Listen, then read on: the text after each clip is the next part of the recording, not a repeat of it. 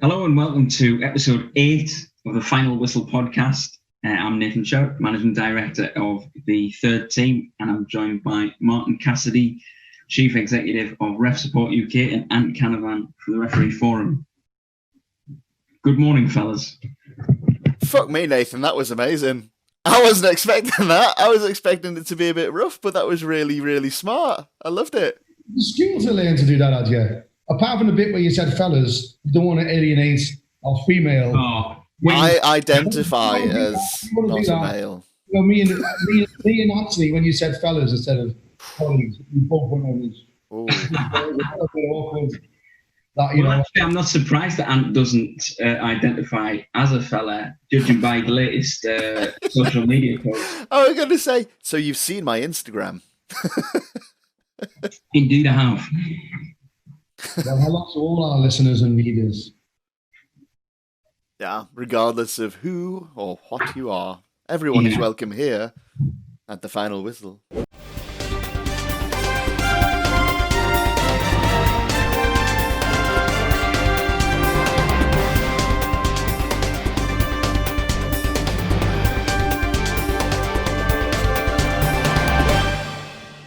Right, and I also want to apologise for losing my bag on the Satyam case last time.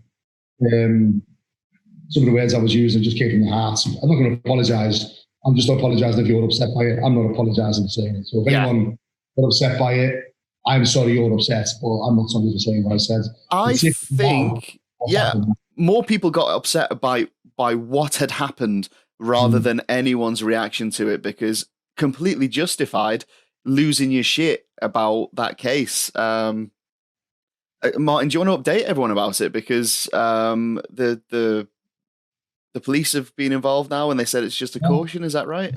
It's ridiculous, absolutely ridiculous. A couple of really good friends of mine who were either active police officers or retired police officers sort of put me straight, saying, well, that this is sort of a judicial process, this is correct.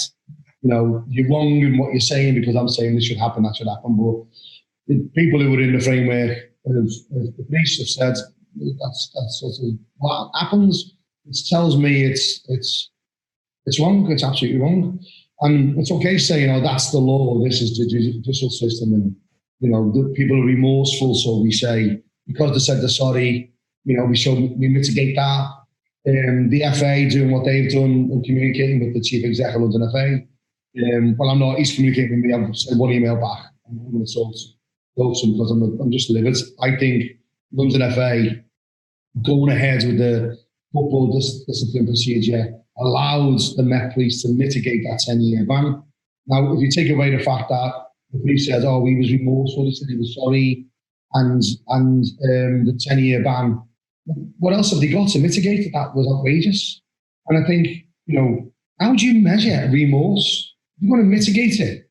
How do you measure it? Is it like a meter that says, "Oh, he's really, really, really sorry, so we're not going to send him to the court"?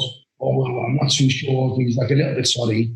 You know, so that to me is just ridiculous. And we said before in the past, David Ellery stole our thunder or tried to steal our thunder. Sorry, I'm back into Ellery again. But we wrote to him 3 years ago and said, we want the role of a match official designated as a vulnerable role. It gives you extra protection, similar to paramedics and traffic wardens, all these sort of people out sat in that vulnerable role position.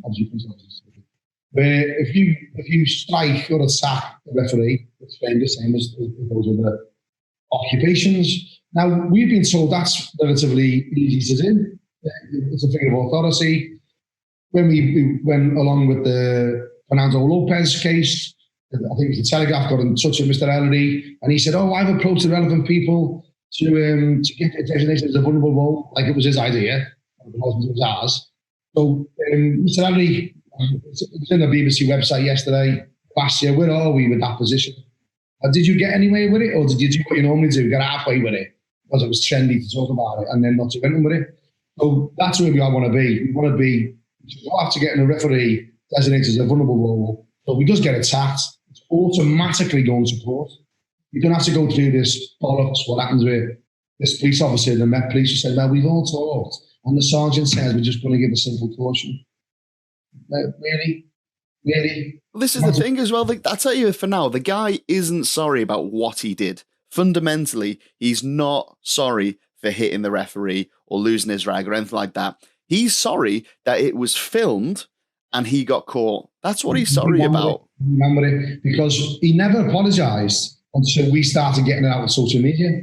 All of a sudden, he contacted the referee, he contacted him, and the police never mitigated that. They never said, oh, he's contacted him and offered him money to pervade a course of justice. Yeah. So not only have you got this stupid assault and crazy assault, not pervading a course of justice, what did them with just a simple caution? I'm not too sure about that. And the police didn't ask for the messages. County FA didn't ask for the messages. So if they haven't, then let's do another charge. But, how do you deal with that? He's banned for 10 years. So, he lied about being a teacher. He's not a teacher. He's just one of those people who teaches football to schools, after school clubs or something like that. But he's not a teacher. So straight away, we've got proof that he's a liar. So if we can prove he's a liar and he's going to pervade the course of justice, why on earth would you believe him when he says he's sorry? How naive are the police? I'm sorry, I'm not like one of these green activists that thinks, everyone's lovely. And I do believe in rehabilitation. I've talked before about my violent past, and I know what changed me. I'm not going down that route. I'm going down the route of he's proven to be a liar within a short window of time. But they didn't mitigate that. They mitigated, he said he was sorry. They didn't mitigate the fact that he lied and he tried to pervade the course of justice. All on messages, all with his name on it. Get real. Get real. If you go on social media, if you go on Twitter and Facebook and the videos that Martin, you've shared through Ref Support, keeping everyone updated, every single comment, every reaction to that, whether it's from fellow referees, from non-league football clubs, from coaches, managers, everyone, all the stakeholders in the game, not one person has said, "Ooh, give him a chance. He might be a bit sorry. He just wants to do his thing." Every single one has gone, what the actual fuck is wrong with our FAs and our justice system? If between them, neither of those could levy a decent punishment for what he's actually done. 10 years out of the game, fine. But it should be signed die. A simple caution, okay, fine. But it should be more. I'm not saying lock the guy up. I'm not saying go straight for custodial. But a caution. A caution's nothing. It's just really frustrating. And now, and we said this the last time a referee was assaulted. We said it this time that Satyam was assaulted. This should have been the moment. This should have been the moment where the FA or the police or the CPS or whoever's involved with punishing people that do this to referees could have said, no more. This is the moment that we say, no, this is enough. And it didn't happen. Again, it has not happened. No, it hasn't.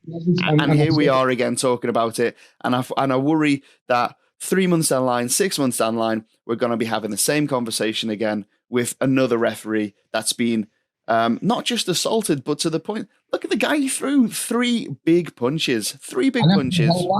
Had to get held back. Yeah. That's not remorse in my ass. Nah. Yes, and I'm all, people say, oh, the red mist comes over. I get all that. I talked about that last time. All the stuff I did, I never once thought of it in a police officer or a referee, never. And way more violent stuff than that, unfortunately, in the previous younger life.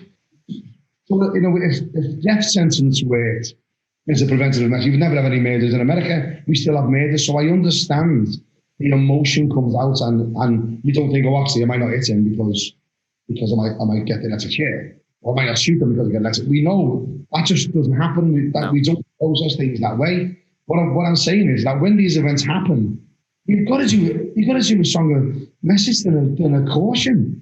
I know they've got more things to think of. I know we're in a pandemic. But in the article on the BBC website, a really good journalist called Frank Keogh, I've said in it that this is another case where the FA missed an opportunity. Yeah. Change things for the better. And I will remind them, this is Fernando Lopez, this is now Satyam Toki.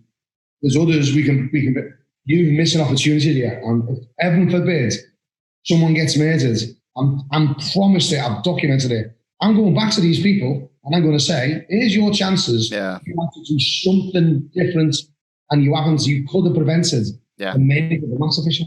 And I'm just sorry, that ain't happening. The FA just ain't doing it. And I had a conversation with someone, and I won't say who it is because a lot of time for him.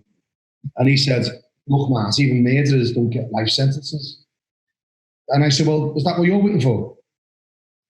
Is that what you're waiting for? You're going to get a life ban if you murder someone? Oh, that's not what I'm saying. I said, no, you can't throw that at me because I'm all for rehabilitation. I really, really am. But that option doesn't seem to be there. It's like, I'll tell you what, if he does it twice, then we'll ban him for life. Yeah. It's mad. I reckon that the FAs, the county FAs, would be quicker to ban someone, say if a club owed a £500 fine. If you didn't pay it, you're banned for life. That's when they'd ban someone for life. Oh, yeah. Not for striking a referee. And you say about the red mist coming down and getting angry. I think that's only reserved for cases where it's instigated by violence begets violence. The referee, I've said this before when we had Jorg Oppers on the show, it's the softest target on the pitch because the referee would never instigate violence. The referee will never fight back for the most part because for the majority of the referees, that's not our nature. That's not the kind of people that we are. And that's probably one of the reasons a lot of us go into refereeing is that's by our nature, we are arbiters, peacekeepers and all that sort of stuff. But my God, yeah, does it have to take a murder for this country, for the English FA, for the counties FAs to actually say, okay, we'll take this one seriously. We'll fundamentally change how things are done. Because that's what happened in Holland. That's what happened in Holland. The guy died and they changed it. Mate, there's always an answer. There's always an answer not to do something, but never an answer to do something. Never, ever. But always remember there was another assault in the Spartan League where a referee got poked in the eye. Now the video looks as if the rest took his eye. But he poked him in the eye, his finger went in his eye. Now that player got a 140-day ban for that assault. He was in hospital, the ref. 140-day ban. 2 weeks later, someone on our page goes, I've just been banned for 160 days. We're not sending me yellow cards in. Oh, great. So what that says this is the point. Yeah. Here's your point. If there's more punishments for not earning the county FA money than they are from a referee getting assaulted, that's the message. It's there. It's there. And Simon Jordan, when I was on TalkSport, said, do you really think, why do you think the FA wouldn't want to, or the county FA wouldn't want to address these issues properly? And it's because they don't want the real, how bad it is out there. It's my genuine, prove me wrong, they don't want body cameras because that will evidence how bad it is. And people will say, well, if it's been this bad for so long, why haven't you done anything about it? And then also, what business wants to stem an income stream, particularly in a pandemic? Because they don't get fined money, don't they? None of the referees get any of that money. None of them. There was no monetary fine to this, actually. There's no monetary fine, it's just a ban for life because what I got told was, well, we're not going to get the money out of it because you banned them for life. Oh, brilliant. Brilliant. How weak does that make your discipline process then? So even if you did get fines, they'd probably, we'd give up because we're not going to get the money off them because you banned them for life. Well, no. Find another process that gets that money in, but that money goes to the referee. It goes to the victim here. Yeah. There's not £1 of any fine of the FA do that goes back to the referee. The one who gets the abuse, the one who gets the threats, the one who gets beat up. All that money stays in the county FA. Thank you very much, I'll have that. Oh, will you help us get more punishments? Oh, no. FA process. We'll have our money, though. We'll have our money. It's disgraceful. I think that, obviously I work with a lot of referees and things like that. And I think that, we talk about the sort of the resilience and the mental toughness, and particularly with the younger ones, the under 18s who are, recently qualified and getting used to, even at the youth football level, getting used to dealing with parents and getting used to dealing with coaches and even difficult players who are not, a million miles away from them in terms of age. I think that, we can prepare them until, the cows come home, and we can do some really good work in respect to that. But I think that where the line has to be sort of drawn is that when it becomes too much like that situation, obviously, we've all been, and now I'm talking about like adult football and things like that, but we've all been to a hostile venue, and we've all I look round and we've all been on our own. We've all thought, oh, could be a difficult game today, and we need to be careful because this could be tricky. So we've got to think about the way we manage it. And I think that's fine. But I think that when things do go to the point at which, you hear about it all the time, not just obviously the situation with Satyam, but other situations where we're hearing about things like referees' cars being damaged, chase of the car damage, all that kind of thing. And I've had it myself, where people have made threats against you, I'll put your windows through and all that. I've had that, yeah. And I think that that's the point at which you say, right, I did everything I could. I was honest. I was decent. I didn't, obviously, as no referee does, go out to trip the players up, to trip myself up, to cause any problems, really. Just doing the job. And then you've got somebody either making threats, carrying out the threats, and then obviously in the case of Satyam, you've then got, a physical assault that's taken place. So I think that, we can do our preparation, we can change the way we manage situations to try and avoid this. But when it happens and it goes beyond our level of control and our sphere of control, and we get something happening like an assault, I think that's where it, I think we'd all expect, whatever there was, I think it was 32,000 registered referees last year. And I think if you asked every single one of them, they would all say that if it got to a point where something happened, either, we had a threat made, or somebody smashed our windows, or somebody punched us, that we would then expect the authorities above, whether it be the FA or the police, to then come in and say, yeah, actually, you did your best, and you don't deserve that. You're doing a job for us. Ultimately, we described as volunteers to the game, really, and people who are committed to doing the game. Sometimes we're doing 5-6 games a week. Players are not playing 5 or 6 games a week, and even more so since this virus. I know that a certain county FA in the north of England is down 60% on the referees that it had registered last season. So I think that tells you how indispensable to them we are, and how much they're relying on us. And so I think, to sort of move the conversation to another direction almost, I can go further and I can say there's some question marks over certain county FAs in this country, whether they are rightly or wrongly informing referees of when players or people who are associated to players, coaches in games have tested positive for the virus. And I'm not going to suggest for 1 minute that they're doing that just to keep referees active, so that referees don't have to take an enforced break to isolate. But it's quite possible that could be the case. So I think that we have to be really, really careful. We have to look after referees, because nobody is communicating these things to referees when it comes to the virus, and nobody's obviously protecting the referees in this situation either. No, there's not, because of a conversation over the last couple of days with numerous referees who get in touch with us via social media or directly. Mobile, and my mobile's there for anyone to do. Anthony can put it up here if he wants. Yeah, definitely will. Privately, WhatsApp me, whatever. Give me some stuff. My phone number is here now. Thank you, Anthony. Right. Now, the protocol says the referees travel independently at level 4 and above, but the linos don't travel with the rest of the games. Arrive at the game, get a mask. If I'm going wrong in any of this, lads, but so far I'm right, aren't I? So far, linos have full travel to get into the games. They've all got to wear masks when they get out the ground and go and do the bit. And when they go to the changing rooms, they all shower together and they don't have to wear the masks.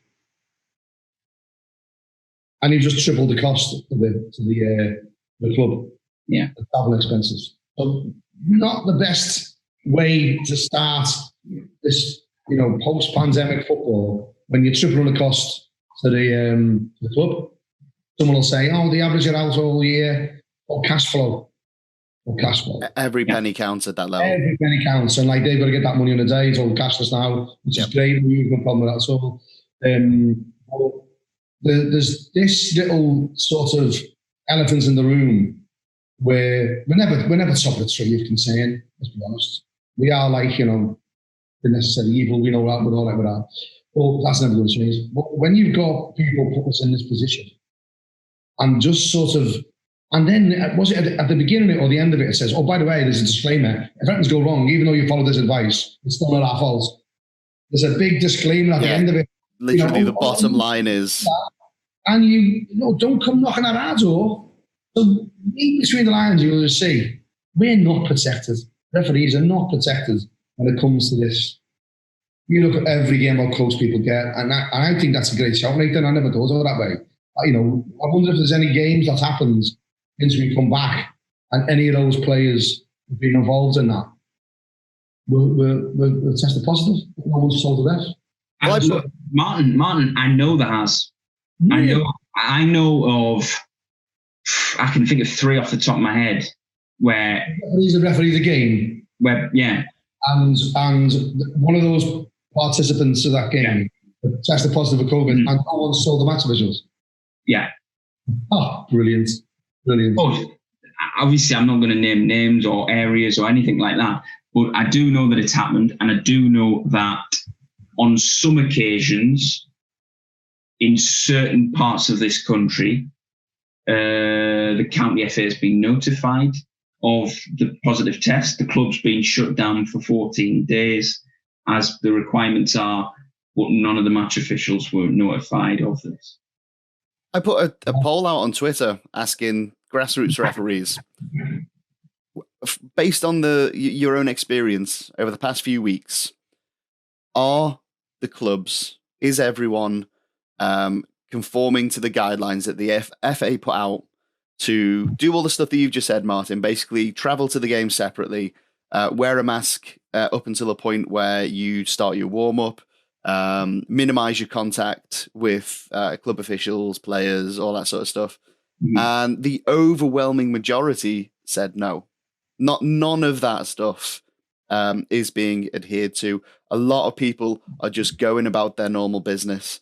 And I'm kind of mixed on it, because I've turned up to grounds wearing a mask. My wife has started a business and made these referees masks, so I'm getting that out and worn as much as possible, and just to plug that a little bit. But there are I've turned up pre-season friendlies with other match officials who just don't have a mask. That was never a consideration. I say, you've got to wear one. Yeah, I know I've got to wear one, but who's going to punish me if I don't? And that's an attitude of, it's doing the right thing because you should, or doing the right thing because if you don't, you will get punished. And it looks like the vast majority kind of leaning into what's going to happen if I don't follow these guidelines, which is, as the referees, we should be the ones that are saying, look, we've got these list of rules. This is what we should be doing. It's not happening. Bottom line is, it's not really happening. The bottom line is, though, Ant, if you're a referee who's doing that, then more fool you, because ultimately you're looking to try and mitigate your own risk of obviously catching it, which nobody wants. So yeah. I think that's a big problem. But what I will say is, and this is through my own personal experience, and I make no apology for this being my experience, it's just what I've experienced being out there, is in the women's game, this is taken far more seriously. And in the women's game, measures are much more stringent and things are put in place much more. And I'm not aware of any clubs in the women's game in my area in particular that have actually been shut down. But I'll tell you something, half the Northern League has been, I'd be surprised if the majority of the Northern League Division 1 and 2 in the North East have not had at least one game called off because either one of their players or an opposing player has tested positive. The majority of the teams have lost at least one fixture now out of those two divisions.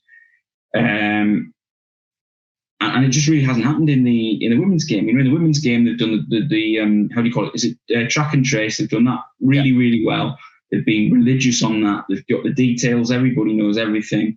all the procedures and everything's been followed properly. And I think it comes back to, we've talked about it with prostate cancer, testicular cancer, men not getting checked and all that from long ago, long before this pandemic. And I think it comes back to that whole male bravado thing about, it doesn't matter. And I think that it's something that needs to be challenged, because actually it is something that, is a big, big threat to everybody, not just men, not just women, not just whatever. So I think that it needs to be taken seriously. And in my experience, it is the female game, which is the one we should be looking to. Well, certainly in my area anyway, because they are leading the way in terms of following the procedures properly, taking proper precautions. I'm not saying that there's men's teams that are not taking precautions. I'm just saying that in my experience, I haven't come across a women's team that hasn't taken it. Whereas, you see a lot of precautions that are not being taken by men's teams. So it's very, very difficult. You've got me thinking here, really. Let's look at the other arguments. Have there been any referees that's tested positive and has refereed the game and no one's told the teams? Would you bet against that? I bet. No, I'd say that the likelihood is that, a referee has refereed whilst asymptomatic. Well, fucking hell. Yeah, I agree. I agree with what you're saying, though, Ant, because the thing is, that's one of the things that I was thinking just last week. I was thinking I've been involved in games with so many of these teams that play against other teams where people are testing positive, and it's all around the Northern League in particular, where I've obviously done a few games at the start of this season, and then also the other leagues below that where I've been active, and Sunday morning leagues as well. That, I think that what we seem to be learning from this virus is that generally the fitter and the healthier don't tend to feel things as much. And I like to think that I'm quite fit and healthy. So have I had it within my system? And do I not know about it? And have I not known about it? And have I been going out and refereeing games? Is a concern in my mind, but I can't go and get a test. And nor should I get a test, particularly with the constraints on that at the moment, if I'm not feeling anything. So yeah, it is a concern for me that I'm carrying it and I don't know. But I'm sure that it is for you as well. Yeah, it's, we just knows a nurse. The wife is an essential worker. The wife has a shield because he was diagnosed with cancer 12 years ago. So it's always in my head, if I'm honest. And then when you hear that, you've only got to look at that. Even when you were talking, mate, I was thinking, you do like a pyramid. We just don't know how big it's going to get for us, do we? We don't know how us refereeing a game and then goes to 22 players plus the subs. And the next 22 players are they singing and all their families. When you really think about it, what a nightmare. Yeah. It's for everybody, for people in authority, people in the NHS, people in the FA, it's an absolute nightmare for us all. That doesn't mean we just should really just be sensible, do the basics right, and just try to protect each other as well as yourself. And it's just, I believe sometimes that people would say, oh, well, I might win because I should do. It's like when people do, major off tangents here. It's like when people referee when different when there's an assessor there.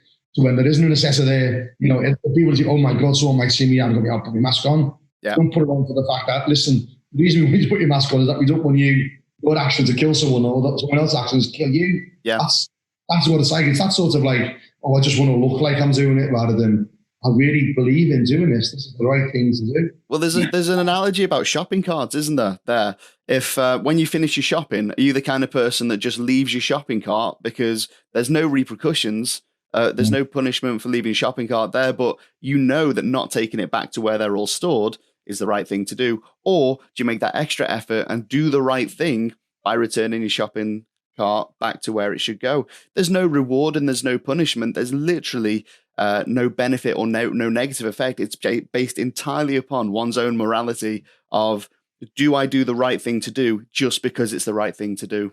Yeah. Well, it's mad that we brought COVID into a shopping trolley and to assessors and observers, isn't it? I think there's only us two that could do that, isn't it? I think it's something we'll probably touch on again, but I wouldn't mind moving on to another subject really, is what we're glad to announce, all three of us, that we're going to be offering prizes on our blog with Umbro through a deal we've done with Umbro and a distributor called The Logo Works.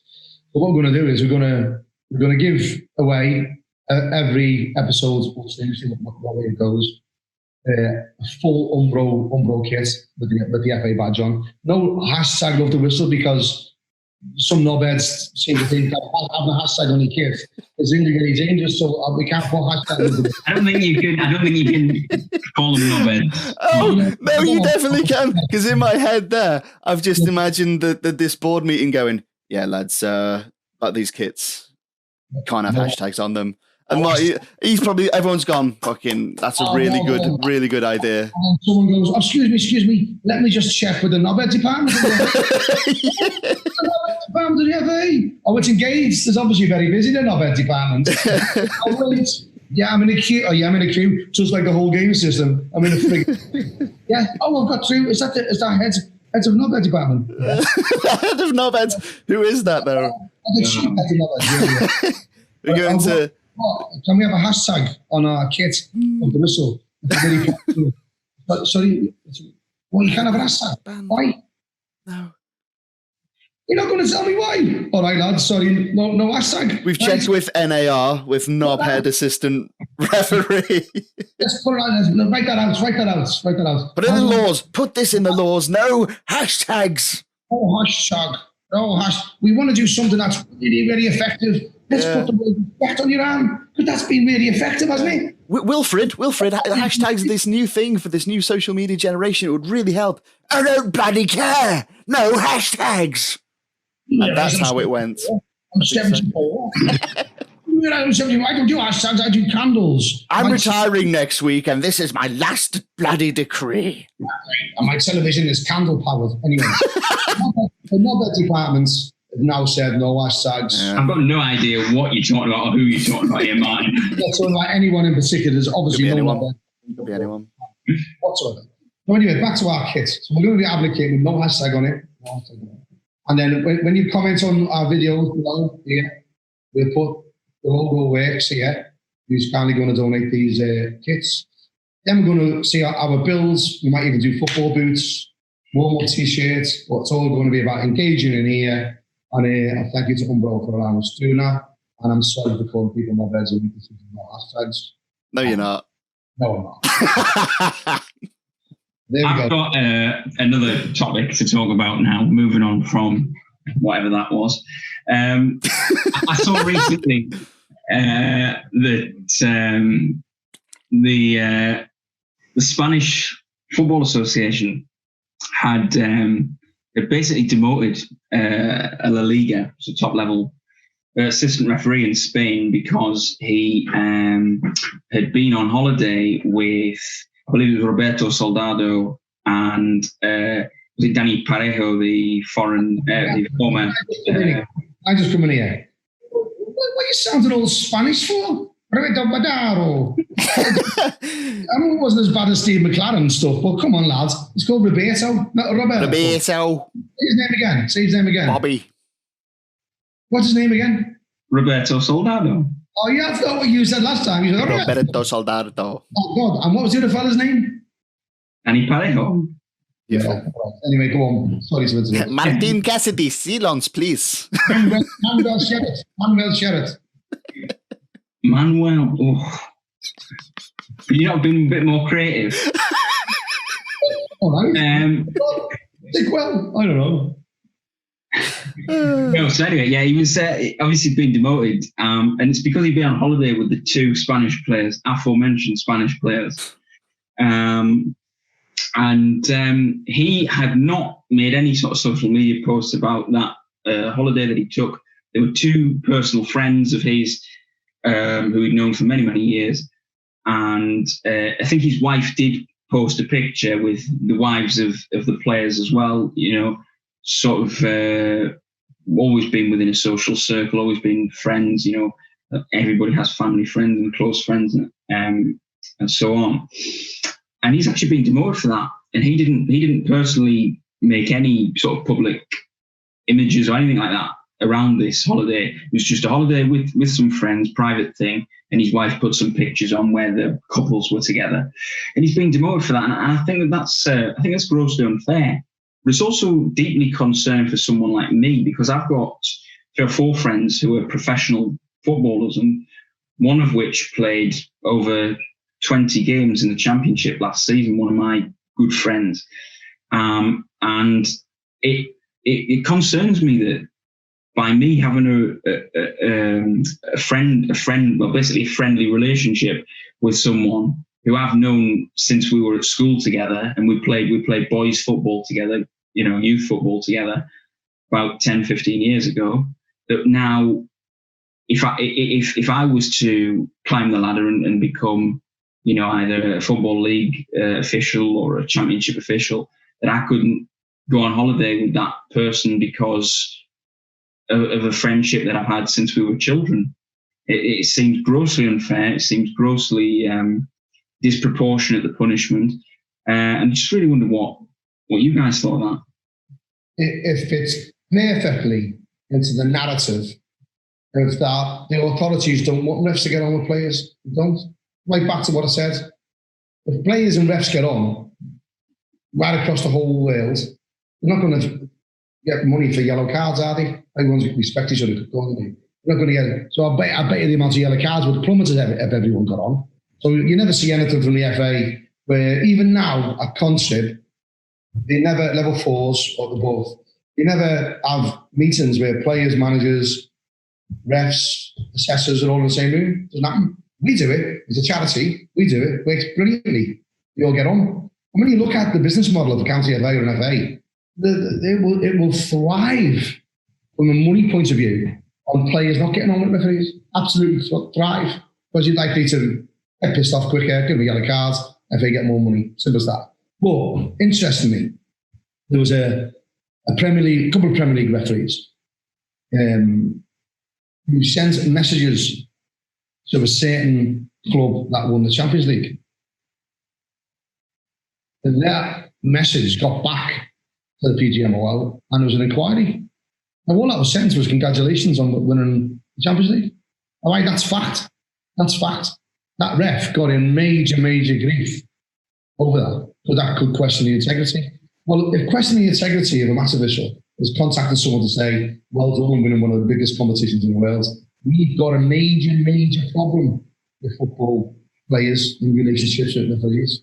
Trust me. And I think it's outrageous that hasn't been made bigger news, because as far as I'm concerned, there's some relationships involved in football that are disgraceful and shouldn't be happening. But a player can't go on holiday with a referee. I think if you just look at some of the relationships there's been in football, and some of the disgraceful things that happens in football, particularly at FIFA level, and then they throw stones at a referee going on holiday with, football players give life. All right. Yeah, no, I'm going to jump in and kind of make it 3 for 3 in criticising what's happened there. It's not the ref's fault, who his friends are. So long as it's one of those things where you can. Is everyone frozen? I'm just talking to myself. Let's wait for that to come back. I hope someone screenshots this. There we go. We're back. Oh, we're back. We're back. I was just talking to myself for a bit, and then I stopped. Will you be able to edit that out, or is that going to stay in? No, I can cut that out. Why? What happened there? What was you chatting about when it was? Stuck with your mouth open.